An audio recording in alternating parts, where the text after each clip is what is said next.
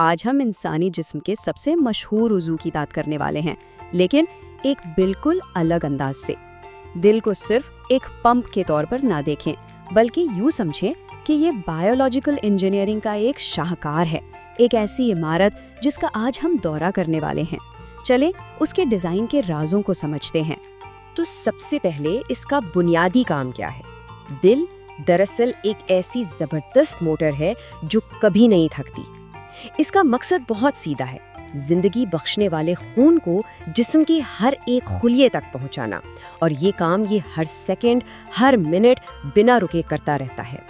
کسی بھی عظیم عمارت کی طرح ہماری سیر کا آغاز بھی اس کی بنیاد سے ہوتا ہے، یعنی قدرت نے اس انمول ساخت کو رکھا کہاں ہے اور اسے محفوظ رکھنے کے لیے کیا انتظام کیا ہے۔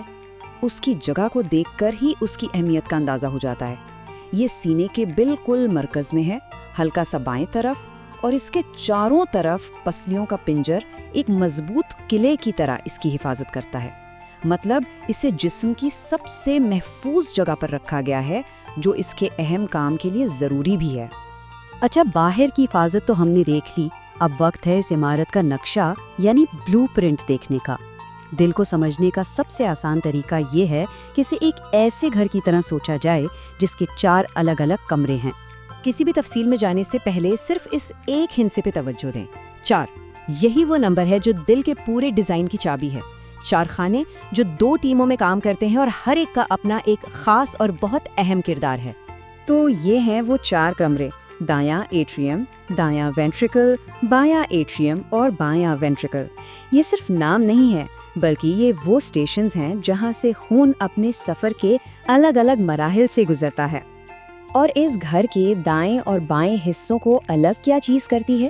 وہ ہے سیپٹم۔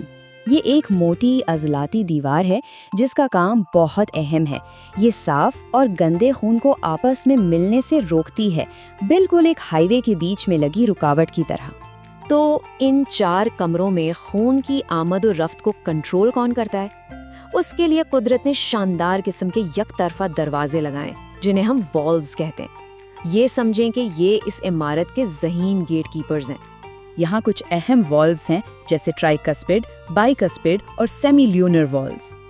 یہ کوئی عام دروازے نہیں ہیں، یہ سب ایک دوسرے کے ساتھ مکمل ہمانگی سے کام کرتے ہیں، بالکل صحیح وقت پر کھلتے اور بند ہوتے ہیں تاکہ خون کا بہاؤ ہمیشہ منظم رہے۔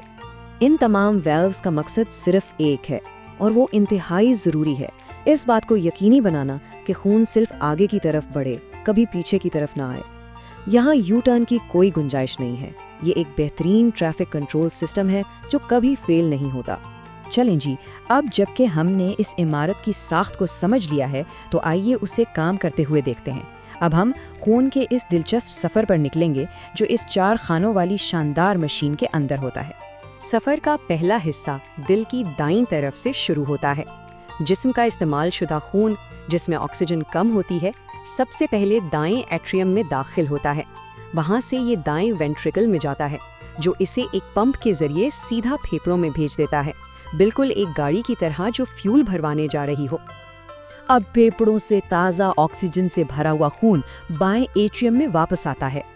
وہاں سے یہ دل کے سب سے طاقتور حصے یعنی بائیں وینٹریکل میں پہنچتا ہے، اور پھر ایک زوردار دھڑکن کے ساتھ یہ تازہ خون پورے جسم میں سر سے لے کر پاؤں تک پہنچا دیا جاتا ہے۔ یہ سارا نظام اتنا پیچیدہ کیوں ہے بھلا؟ دائیں اور بائیں طرف کی یہ تقسیم کیوں ضروری ہے؟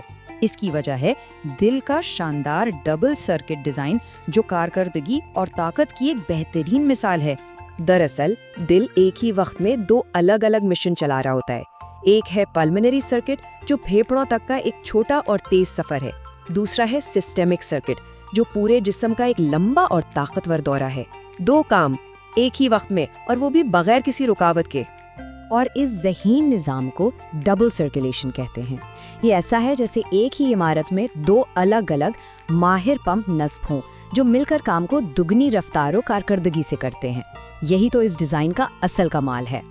اس فن تعمیر کی ناقابل یقین محنت کا اندازہ صرف اس ایک ہندے سے لگائیں، 1 لاکھ سے بھی زیادہ۔ ہمارا دل ہر روز اتنی بار دھڑکتا ہے۔ یہ کوئی مہینے یا سال کا عدد نہیں، یہ ہر ایک دن کا کام ہے، بغیر کسی چھٹی کے، بغیر کسی آرام کے۔ تو آخر میں یہ سوال ذہن میں آتا ہے، یہ کیسے ممکن ہے کہ گوشت اور پٹھوں سے بنی ایک ساخت ایک مشین کی طرح پوری زندگی اتنی بے عیب کارکردگی دکھا سکے؟ یہ واقعی قدرت کے ڈیزائن کا ایک ایسا معجزہ ہے جو ہمیں حیرت میں ڈال دیتا ہے۔